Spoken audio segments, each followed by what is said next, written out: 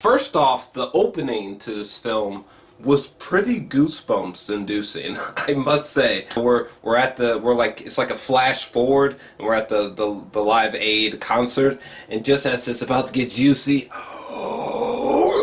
the scene just ends, you know. So I thought that was a fantastic intro. I think that the cast in general is sufficient, and I gotta say I loved his girlfriend or his wife or whatever, this character here, and I loved every time that they were on screen. Not only did Rami Malek and this actress, not only did they have fantastic chemistry together, but holy fuck, that woman was gorgeous. Who is this woman? And look, I love Mike Myers. I really do love the guy. However, I am so confused by his whole existence in this film. Like, first off, as soon as he was on screen, I was hyper aware that was Mike Myers. So it kind of just like pulled me out of the film. So I didn't really like that. Not to mention, like, Mike Myers, like his whole getup, or at least just like his facial hair. Is it just me, or did it seem like fake as fuck? Is that just me? Maybe that's just me, but I don't know. Like, between the not very convincing hair getup and I don't know, it just took me out of the movie. You know, it was kind of like when I was watching 12 Years a Slave, and then Brad Pitt just showed up. I mean, the film was still a masterpiece, but it's just like, what the fuck was that Brad Pitt? Just, and I love Brad Pitt and him as an actor, but it just took me out of the movie. You know what I'm saying? Mike Myers just took me out of the movie. You know, I thought the execution of dialogue scenes between Freddie and his bandmates, and I think just Freddie's chemistry between his bandmates, I think, was just done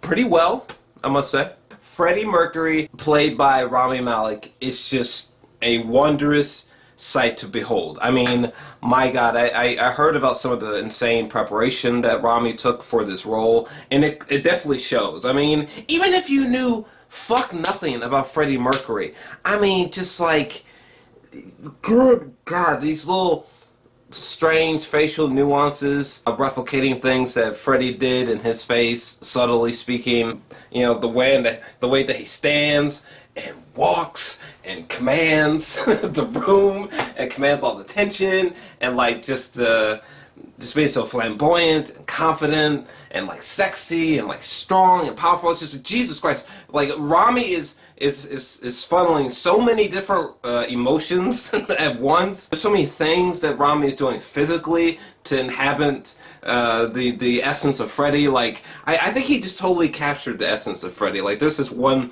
fantastic sequence with Rami, and he's wearing like a red jacket, which I think is a great sequence. In the second and third act of the film, when he gets like the short hair especially, like he just looks like Freddie. Oh my God, there's certain times in the second and third act where like, or during scenes right here, where like literally it's just like, there's like, that's Freddie, that's Freddie. There's times where literally like the camera is just looking at him from just like the side or something like that, or we can vaguely see him, but you're just like, oh my God, it looks like Freddie, what the hell's going on? It's freaky, man. Rami's performance is just a powerhouse. I mean, I think he just totally killed it. You know, I think he just totally threw himself into this role and just evoked Freddie. It's pretty eerie. Another one bites the dust, and We Will Rock You. Okay, the birth of those songs and the execution of those songs on stage. Oh my God. The cinematography during those moments, Rami's physicality during those moments. Ooh, those scenes, I will admit, those scenes gave me goosebumps. Unfortunately, everything outside of his performance is really dull, meandering, unexciting, and just not that interesting. Peter Baelish is playing the most painfully stereotypical, I'm a big bad villainous movie producer type of role guy. Like the movie is way too long. There's just nothing truly thought-provoking or exceptional or magnificent about the film as a whole. It's very straightforward. It's very predictable. It's very sugar-coated. You know, it almost feels like a movie that should just premiered on the Hallmark channel. Because it's just so light and fluffy and dismissible. But Rami's performance is outstanding. I just wish that the movie as a whole was as masterful as Rami's performance. And as captivating as Rami's performance. And unfortunately, it is not. I'm feeling like a 5 out of 10. 5 out of 10 for this film. When we get to the third act and we finally get to the Live Aid concert, it just feels...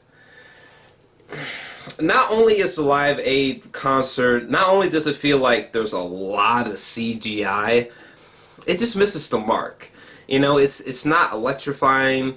It's not stand on your feet at the end and clap and go, "Whoa, this movie just killed you, woo!" It's not that kind of energy at all. I just thought, honestly, what I honestly thought as I was watching this section of the film, how much longer is this gonna go on for? I mean, there was already so much movie before this.